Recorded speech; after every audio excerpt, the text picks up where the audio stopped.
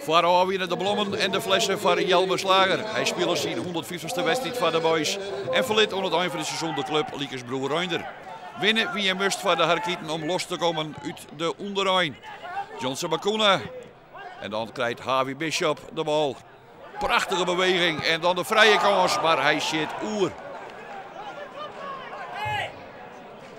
Grote kans dus voor de boys, maar dan DVS 33 aan de overkant. Mike Arends krijgt de bal voor en dan is Maurice de Ruiter los van Jelmer Slager.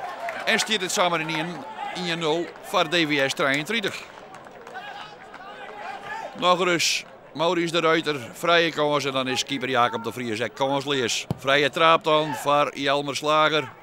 We terug Klaas Cotanus, Agenhuis Boersma, maar de bal gaat valons. Is de wol onrekken, dus volgt er een hoekschop. Keeper Daan Huiskamp en dan Harvey Bishop, Klaas Cotanus, maar die kreeg de bal net in de goal. Zo gaat deze kans voorbij. Maar de druk op DVS neemt daar. Jelmer Slager. Omgekeerde Klaas Cotanus. En die iepent dan prachtig op Heine Uldriks. Heine Uldriks. Hij helpt uit, maar de bal gaat valons. Het hier al lang ingelijk wezen, maar dat bad net. Hij kan DVS er hier dan net onder de pas. Arjen Bergsma op Johnson Bakuna. En dan leppelt hij de bal in één keer voor en dan gaat hij er samen in.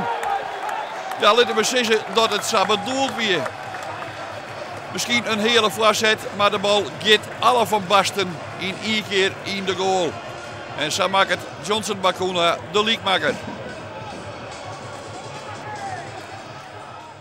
Agenhuis Boersma verliest hier het kopduel.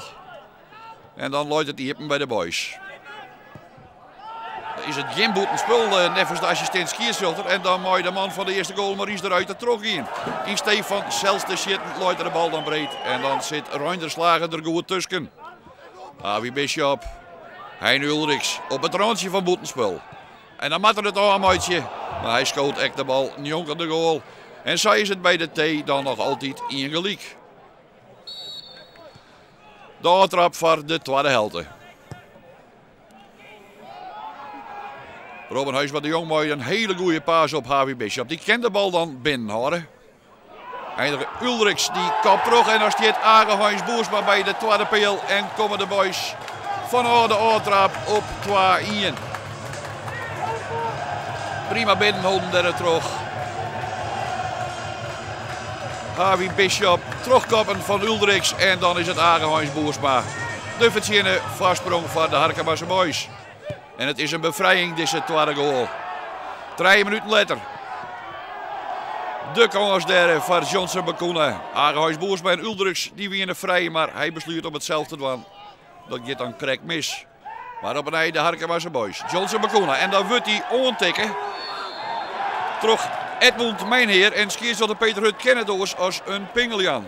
Een boetelkansje om de vastsprong uit te breiden. En dat doet Agenhuis Boersma dan. 3 hier. En dan zit de wedstrijd in het slot. En let dan op Klaas Cotanus, de onvierder en routinier. Hij zet de onval zelfs op. 1-2 maar Agenhuis Boersma. En hij maakt het zelfs schitterend door. En zo doen de boys goede zaken. En kennen van aan nooit Bobbesjen op de ranglijst. Nooit deze 4-1 oerwinning. Mooi wat we Joertje laten heb ik even verder mooi en dat jouwt de meesten en nu is al een heel goed gevoel. En nou ja, ik denk dat een groot compliment voor het team is hoe we de Joert stonden en zo moeten we verder.